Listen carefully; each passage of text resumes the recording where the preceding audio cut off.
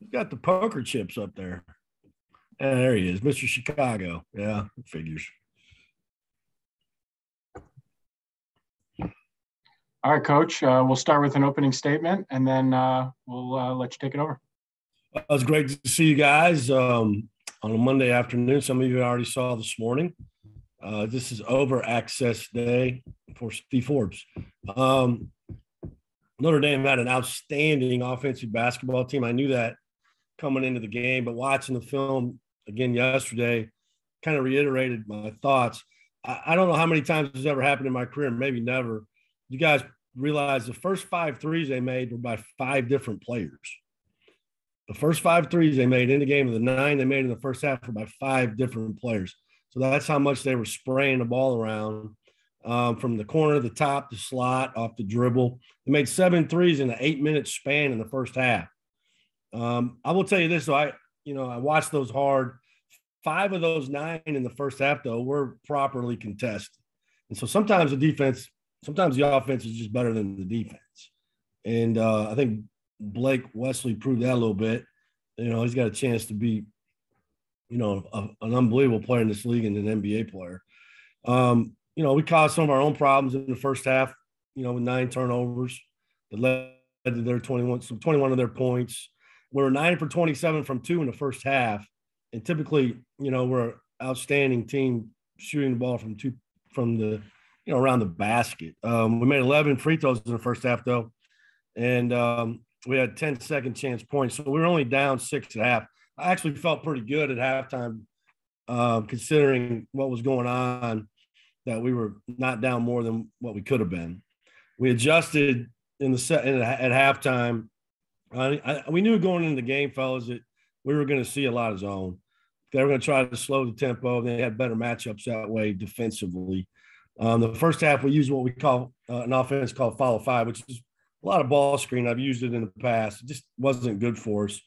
We went to motion in the second half. We had a lot more ball movement, more exchanging. We distorted the zone. And then we, continued to pound it inside. I think a lot of times when you play zone, you get caught up just shooting threes.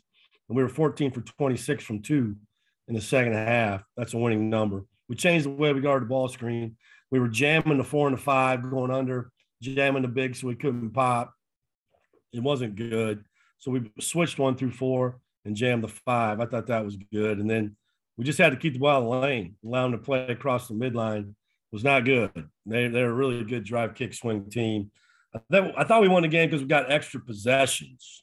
We did an excellent job winning that battle with 16 offensive rebounds. That led to 16 points. We forced 15 turnovers. So we had 19 more field goal attempts and 2 more free throw attempts. Even though Notre Dame shot a higher field goal percentage, we had a higher volume of field goal attempts. What did we learn? Well, there's always things you can learn. The last made 3, right after Musius made a 3, we should have not come off the corner penetration on that. The 2 doesn't hurt us, the 3 does. And that's a fake and fade situation. And then when Wesley drove it in there, down 3 at the end, again, you can't come off penetration. You got to stay on the shooters. 2 doesn't beat you. And so no drive, draw, dish. Get better at that. Somebody asked me, and I was a little confused after a game about fouling up 3. And I've done it before, but you don't foul up 3 with 17 seconds left in the game. And that's when they got the ball. That's just too much time to foul in the backcourt. I'm not going to foul in the front court because potential fouling in the act of shooting. So that really never entered my mind. I thought Hadim C played out unbelievable. Tremendous effort on defense, great around the basket. Took his time, made a big 3. He didn't practice Thursday, a little bit on Friday because he was sick. Musius made a big 3. Davian made 2 big 3s coming out of halftime. And so all in all, it was a really good win. Now it's just 1 win. We got 3 more to go, and we've got to keep stacking wins. With that, I'll open it up to you guys' questions. Steve, wanted to ask you about Davian playing in his hometown. Obviously, last year was different because no one got to see him play. It can be hard and easy. What's your take on that and him getting to play here in Winston-Salem? I think it's really easy for him because he has tremendous family support. Mom, grandma, dad, they cousin, they're all here every game. How cool is that to be able to play, in front of your friends and family and be a really good player? He's a unique kid because he's such a wonderful person. I've never had one problem out of him in all the time I've been around him. He's almost like my own son, and I'm probably sometimes, to be honest with you, I'm probably a little too hard on him. I got on him pretty good Saturday. And then he's the only player probably I really ever got on that I feel bad about it, and because I really truly, I care about all my players, but I really care about him. I mean, we've been through a lot together. And so it's crazy to think about, John, whatever many years ago it was, I drove over here to Winston to recruit him at Winston-Salem Prep. Never even I'm thinking about, hey, I'll be the head coach at Wake Forest in a couple of years and he'll be playing for me. I mean, I didn't even know where Wake Forest, I knew it was here. I never seen the campus. It's obviously not where Winston-Salem Prep is. And so I can't imagine a better story for a young man to be able to come home like that. And what did you say? I know you probably asked this last year, but what did you kind of say to him? Say, hey, do you want to come with me? Or how did all that work when you took the job? First I didn't say anything until he went in the portal. He was playing for Jason, right? Who was my assistant for many, many years. I wanted to be the head coach. So I wasn't trying to take any players away from East Tennessee State. I think probably the initial conversation probably was, I had to have it with my staff about, is this the right place? Because sometimes it's not to be home. Too many distractions. Now he can handle that. The other part was, is he an ACC player? SoCon's not the ACC. They like to maybe think it is, but it ain't. And so, it had to work, right? I wasn't about to bring him here and then it not work for him. That would be bad. I would feel bad, and so we had to go through that. And then, he got recruited, he got Georgetown and Georgia Tech and San Diego State and Butler over. I wasn't worried about that. I'm going to get him. It was just a matter of, is it the right fit? And we decided together that it was. Okay. And it wasn't just me, it was him too. And if Davian would have said to me, hey, coach, I don't think I want to come home, I'd have supported him 1,000%. But I'm just glad he did. Steve, you've had a lot of success down the stretch in multiple games this season with the big lineup, right? Yeah. What are some of the indications that lead? What are you seeing on the court to make you decide to go with that group of guys? Well, Les, it's our best defensive team and it's our best rebounding team. And so it's the best team to get stops. And when we can get stops, we can get transition. And so I thought, especially, example, Duke, we were able to get body on body in front of them. Now, sometimes it's matchups too. You can't, if they're a little bit smaller and they got a bunch of guys that can drive it, maybe it's a little bit harder. But guys like Hadim, the reason why it can work is guys like Hadim and Jake can move their feet, and Zay at bigger people. And so we can switch, we can play man on man and, body on body, and then we can get stops and physicality at the rim. Then we can run, and Alondas has done a really good job of having the ball in his hands. Jake does a really good job of having the ball in his hands. Zay does a good job of running to the spots and shooting threes. Dream can shoot an open three and he can post up. Dallas can play around the basket and he made some big threes against Duke. So it's also a versatile team. It's probably not our points per possession for all you analytical people. It's probably not our most productive team, but it's by far our best defensive team, and defense and rebounding win championships. And so I'm not afraid to go to it. And that'd be my thought process on it. There's no point in the game where I'm like, all right, we're going to that. It's a feel, to be honest. I know that you empower your assistant coaches and they take a great deal of responsibility. Is that a collaborative thing that they're all kind of telling you, hey, maybe we should try this? Or is it just purely a Steve Forbes decision to roll with that line? No. There's never a Steve. Well, there are some Steve Forbes decisions. I got what they call, you guys play baseball. You got overcall. You know what that is? Like the pitcher is going to go and I'm going to catch a fly ball knowing I'm not supposed to. And then the shortstop comes in and overcalls me, get out of the way, non-athletic baseball player. Coach Walter can, he'll tell you about overcalls. I have overcall, yeah, but I don't use it, or veto power. I don't use it very often because it's a collaborative issue. You know, Savage and Woodley with the offense, Mackey and Shea with the defense. That's the first time this year, first time in my career I've done it that way with kind of a, I don't want to say offensive defensive coordinator, but it's not what it is. But in some respects it is. So I'm listening to all of them, you know. And then so sometimes for me, I just get him in, get him out. You know, like I put Matthew Marsh in against Carolina, you know, simple things like that sometimes, you know, but it's collaborative, and I'm always listening, you know, to what they say, but you can't have too many Chiefs and not enough Indians too, when it comes to, you know, making decisions. Sometimes you just got to have one voice, if that makes sense. And so I think we're good at that. And I have a great staff. I mean, I think I have one of the best staffs in the country. I think that's what makes it work, and I believe in them and I trust them, and so it's both. You know, they especially for the guys on offensive end of the ball, it's easier for them to help with subbing because it depends on what kind of stuff we're going to run on offense, and so you know, some of those teams, some of those combinations are better at running sets, and some of them aren't. You know, and especially with that big lineup. It's a little tougher to run stuff. You got to pretty much run motion, which is fine. But that's kind of the conundrum too when you're doing that with subbing.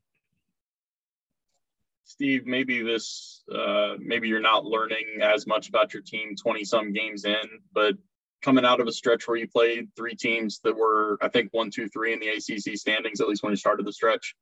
What did you learn about your team in the last 3 games? Well, they were 1, 2, 3 there, Connor. At least in my mind. Resiliency, you know, next play mentality. I've been screaming that all year. Next game mentality, because hey, couple hard losses, man. Hard loss at home. You know, thank God they block out the noise, you know, because I'm not saying it's you guys, I'm saying it's everybody.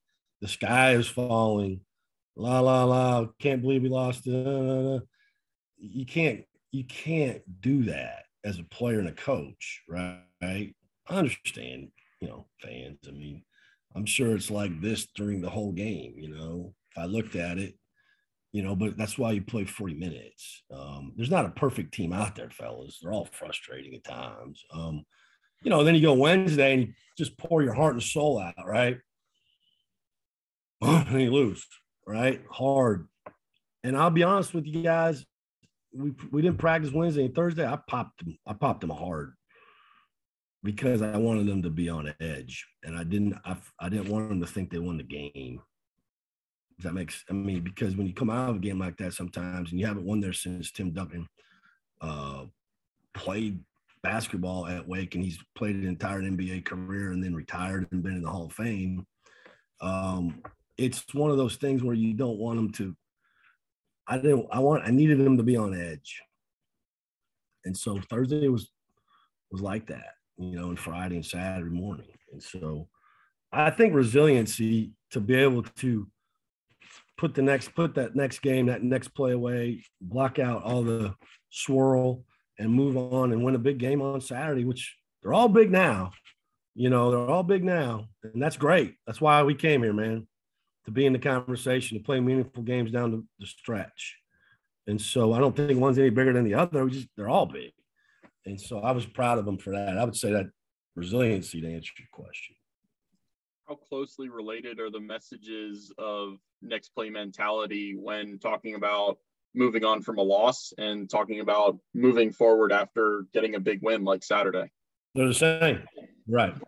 They get till, you know, today to come in here and understand that that's over. What we'll do today is show them all the things that they didn't do right against Notre Dame on film. It's not a highlight film of positive things.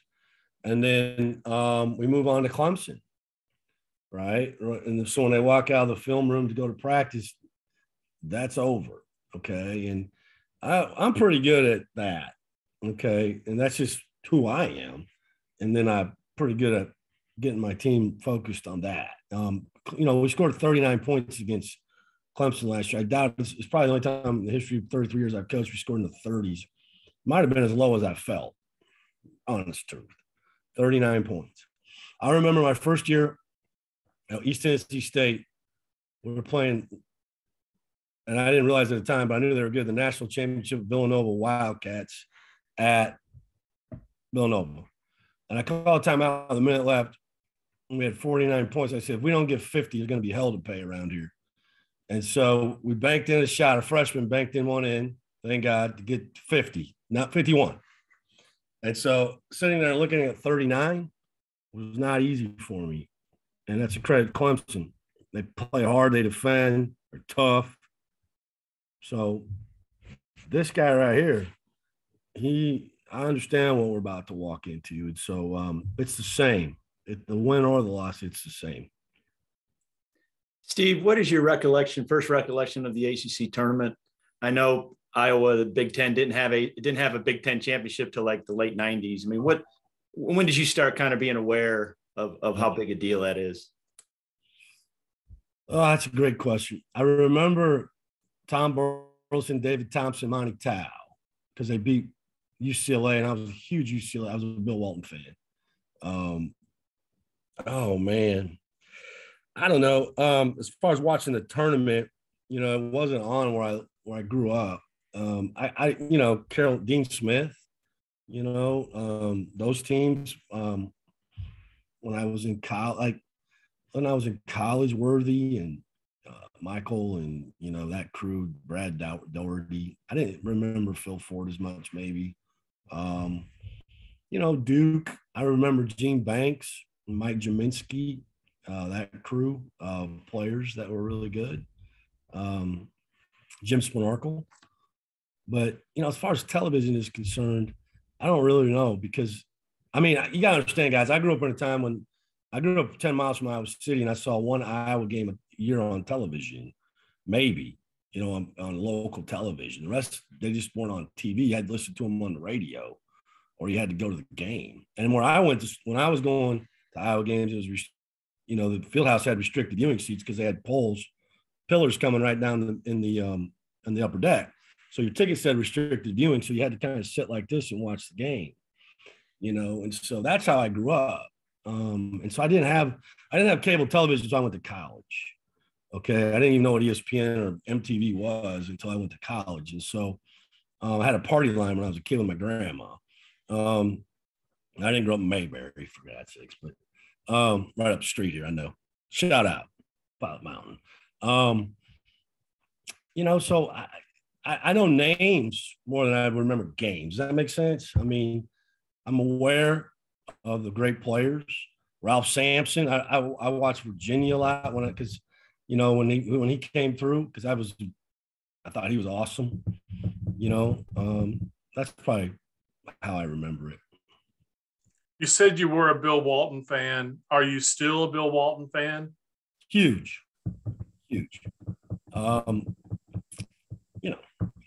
It's kind of like some of these guys. Sometimes I have to turn the volume down a little bit, but I would never do that to you guys.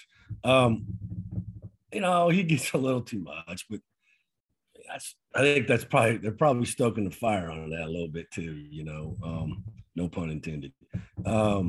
Anybody that has a teepee in their backyard, I'm all about it. I do this. I have my players watch 72. He went 21 for 22 from the field against Memphis in the national championship game and couldn't dunk. Try doing that in the gym by yourself, let alone in a national championship game. And you can't dunk it because Jabbar had that rule taken away. 21 for 22 from the field, fellas. It's incredible. And he took the Portland Trailblazers to the world title and beat my Sixers, Dr. J. He was an incredible player. And Yeah, he gets a little wild sometimes, but I'm cool with that. Steve, speaking of announcers, Dick Vitale tweeted something out about you guys winning and how happy he is for you because he's not able to talk at this point. How cool was that for you to kind of see him notice what you guys have been doing?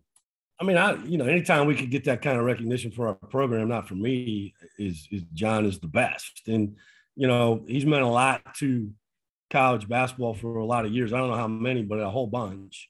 I know this, when he wrote his first book, my grandmother, who's now passed away, he was signing autographs, signing that book in Carver Hawkeye Arena when I was in college, and my grandma was standing in line in the snow to get it signed by him. I have his other book he wrote right before I came here. He signed it about the tournament that wasn't when we got pandemic. And I think he had us going to Sweet 16. So I really loved him for that. I know he's going through an unbelievably tough battle, but here's the thing I respect the most about Dick Vitale. I respect him a lot, but I respect him more for what he's done for raising funds to beat cancer than he's announcing.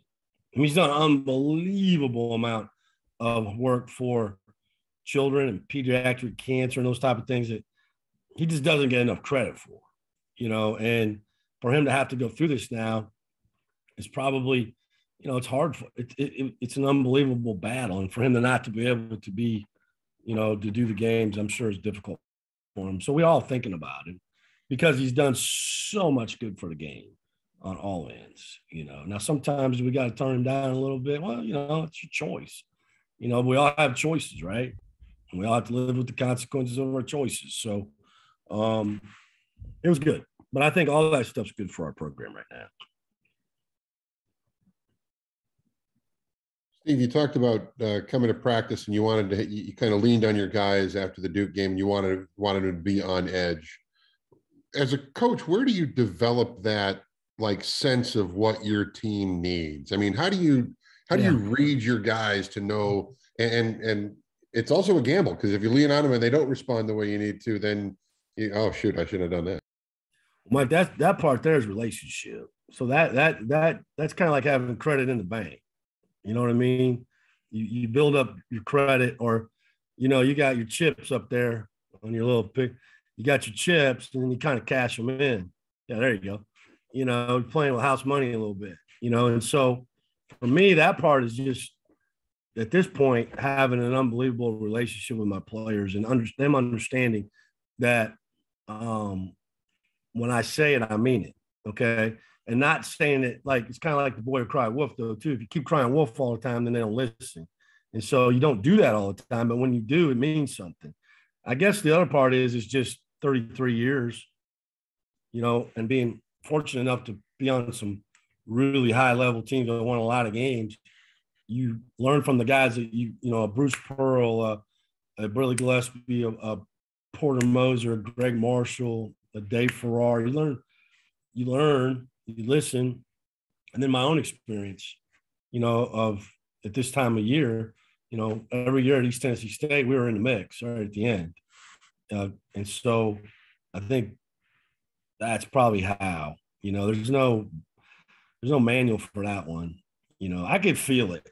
I could feel it. And so it's more of a feel than just, hey, this is what we did last year.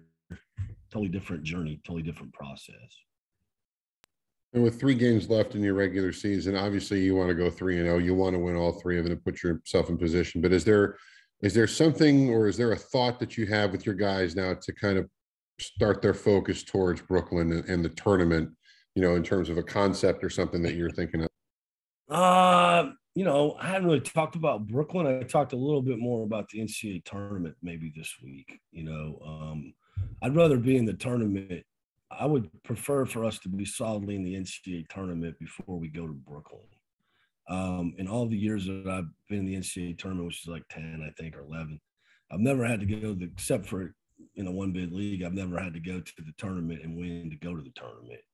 Does that make sense? So you want to be able to go to the Brooklyn and play stress-free, and let's go. Let's roll out. Let's play.